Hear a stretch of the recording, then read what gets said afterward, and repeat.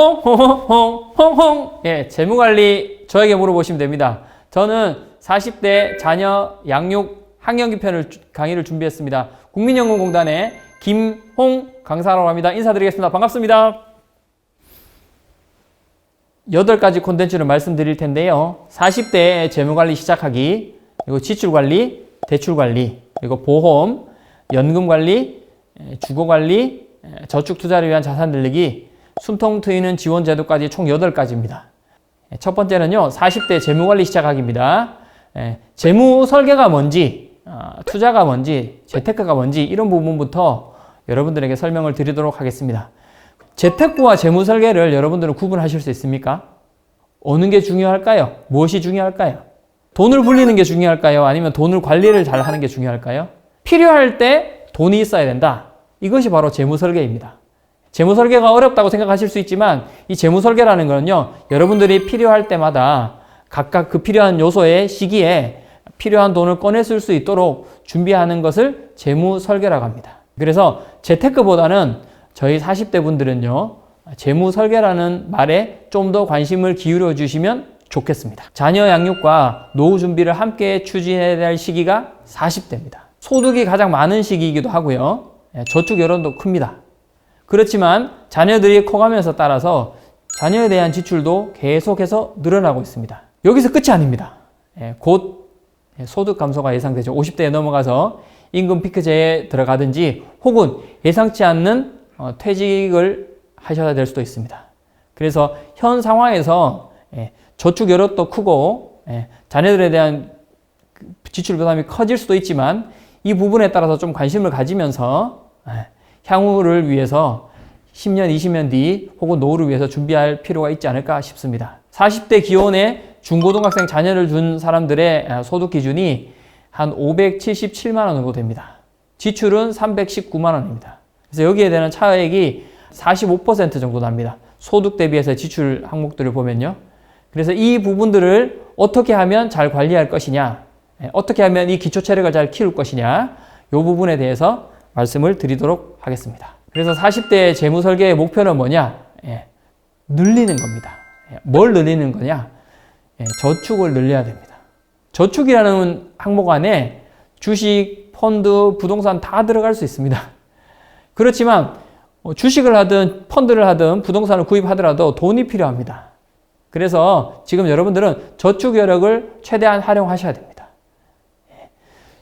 저축만 필요한 게 아니라 지출도 살펴보셔야 됩니다. 보험료는 얼마 나가는지, 현재 주거 관련된 비용들은 얼마 나가는지, 내가 노후에 필요한 비용들은 얼마나 필요할 것인지 이런 것들을 생각하고 계산해 보면 지출 관리도 하고 대출 관리까지. 그래서 지출 관리는 어떻게 할 것이냐?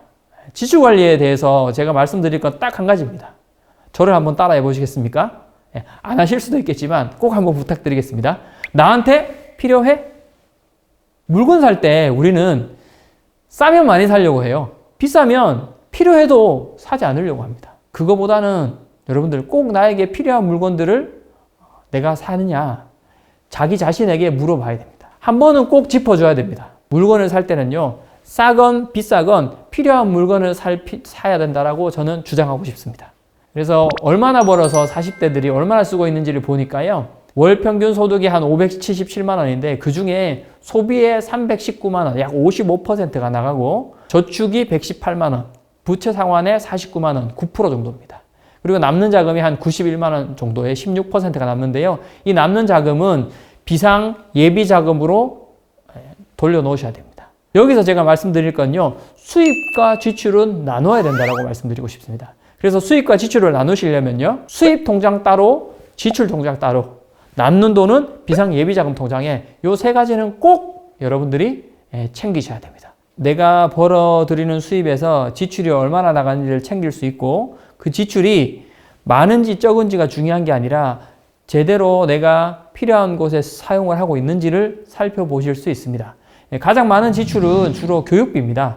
자녀 교육비가 약 94만 원 정도 되고, 식비에 65만 원, 용돈에 32만 원, 주거비, 교통비, 여가, 공과금, 여러 가지 비용들이 있습니다. 그래서 수입 지출 현황들을 살펴보는 게 상당히 중요합니다. 왜요? 얼마를 벌어서 어디에 얼마를 쓰고 있는지를 알아야 많이 썼는지 적게 썼는지 혹은 잘 썼는지 아니면 그렇게 쓰지 못했는지 이런 부분들을 볼 수가 있습니다. 얼마 벌어서 얼마 쓰는지를 아시려면 가계부를 쓰시는 겁니다. 가계부를 쓰시는 게 첫 번째입니다. 가계부를 쓰시면 거기에 따라서 조정할 수 있는 지출을 여러분들은 찾으실 수 있습니다. 더 중요한 건요. 지출 내역들을 쓰시게 되면 그 지출 내역에 따라서 옆에 내가 한 달에 월 얼마를 지출하겠냐 예산을 작성해서 그 예산 항목을 적어 놓으시는 거예요. 예산 항목을 적고 거기에 맞춰서 사용을 했는지를 보는 거죠. 그래서 지출이 괜찮냐는 것들을 살펴볼 땐 첫 번째 가계부를 쓰는 것, 두 번째는 조정할 수 있는 지출을 찾는 것, 거기에 한 가지 더 덧붙이면 예산을 작성하는 것입니다. 그래서 줄여야 할 지출을 어떻게 찾느냐? 고정 지출과 변동 지출이 있습니다. 매월 공과금, 핸드폰 요금 이런 비용들은요. 달달이 나가는 비용이 비슷합니다. 이달에 핸드폰 요금 얼마 쓰셨어요? 소액 결제 없으면 핸드폰 요금은 똑같습니다. 인터넷 요금 얼마예요? 똑같습니다. 관리비, 공과금 다 비슷합니다. 보험료, 월세, 자녀 교육비 이런 부분들은 대부분 다 비슷하게 나가요. 그래서 이런 부분들은 고정 지출이라고 합니다. 고정 지출은 그냥 그대로 그 금액을 적으시면 됩니다. 변동 지출이 문제입니다. 변동 지출은요, 들쑥날쑥합니다. 제가 이번 달 안에 경조사비가 얼마 나갈지 계산할 수 있습니까? 이번 달 건 계산하지 못하지만 지난달 건 계산할 수 있습니다. 최근에 한 6개월치, 3개월치를 전체적인 금액을 계산해서 3이나 6으로 나누시면 됩니다. 그러시면요, 전체적인 지출에 합산해서 개월수로 나누게 되면 평균을 만들어서 월 지출화 시킬 수 있습니다. 고정 지출은 그대로 적으시면 되고 변동 지출은 3개월, 6개월, 1년치를 다 더하셔서 개월수만큼 나누셔서 월 지출화 시키셔야 됩니다. 그러면 고정 지출과 변동 지출을 합산하고 보험료, 저축, 남는 금액까지 다 합치시면요, 한 달에 여러분들의 지출이 얼마인지 계산이 됩니다. 그래서 나온 금액들이 교육비는 16%, 식비는 12%, 뭐 이렇게 나오는 거죠. 주거비는 9%, 이렇게 전체적으로 화면을 보면 나오는데요. 이런 부분들을 우리가 보고 나서, 우리 집에 외식을 이렇게 많이 했구나. 외식비가 왜 이렇게 많이 나갔지? 이렇게 고민해 볼 수 있는 거죠. 한 달에 외식은 몇 번을 해야 되는 게 정답일까요? 정답! 자기 마음대로입니다. 그런데 기준이 있어야 됩니다. 어떤 거냐? 한 달에 외식비를 얼마 쓸 거냐라는 겁니다. 15만 원, 20만 원 금액을 정하셔야 됩니다. 횟수 상관없습니다. 1일부터 말일 사이에 외식을 몇 번 하느냐가 중요한 게 아니라 외식비를 얼마 사용했는지 예산을 세우는 겁니다. 혹시나 25일이나 한 30일 사이에 돈이 남았다 치면 그 금액으로 비싼 거 사 드셔도 됩니다. 아니면 남기셔도 됩니다. 그래서 예산을 세워서 이 금액들을 사용하는 게 상당히 중요합니다. 여러분들, 저축은요, 혼자만 잘하시면 안 됩니다. 만약에 4식구다, 4명이 다 잘해야 됩니다. 4명 중에 3명만 잘해도 그 한 사람 때문에 어려워질 수 있습니다. 그래서 가족들 중에 혹시나 저축하지 못하거나 어떤 나쁜 습관이 있으면 그 습관을 개선하기 위해서 노력하셔야 됩니다. 배달 음식은 2주에 한 번 혹은 충동 구매를 하지 않으려면요, 쇼핑 목록을 미리 적는 필요도 있고, 혹은 이번 주는 쇼핑 없는 날이야. 아니면 지름신 통장을 하나 따로 만드셔서 지름신 통장에 잔고가 비어 있으면 사지 않으시는 거죠. 그리고 혹여나 음식 재료를 너무 많이 샀다. 냉장고 파먹기 들어보셨죠, 그죠? 아니면 장 보는 금액은 한도를 정하시는 거예요. 3만 원, 5만 원. 그러면 진짜 필요한 것만 사든지 아니면 그날 그 주에 가장 먹고 싶은 음식만 재료를 사실 수 있을 겁니다. 나쁜 습관을 개선하는 거 상당히 중요합니다. 비상 예비자금 모아놓는 것도 상당히 중요합니다. 왜 그렇죠? 갑자기 아플 수 있어요. 갑자기 출근을 못하게 될 수도 있고 갑자기 큰 돈이 필요할 수도 있습니다. 실업, 폐업 혹은 사고가 나거나 다치거나 아플 때 대출 받으시면 안 되죠. 그리고 금융상품 중도 해지하시면 손해가 심합니다.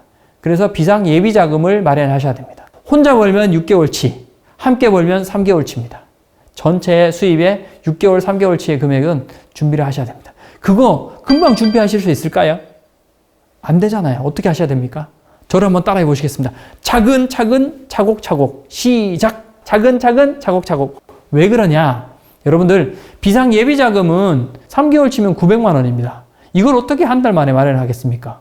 매달 나가는 지출도 있는데요. 그래서 길게 보시는 거죠. 있어도 되고 없어도 되는 게 아니라 이 비상예비자금은요, 모일 때부터 든든해지고 나중에 다 모이면 그거보다 더욱더 든든해질 수 있습니다.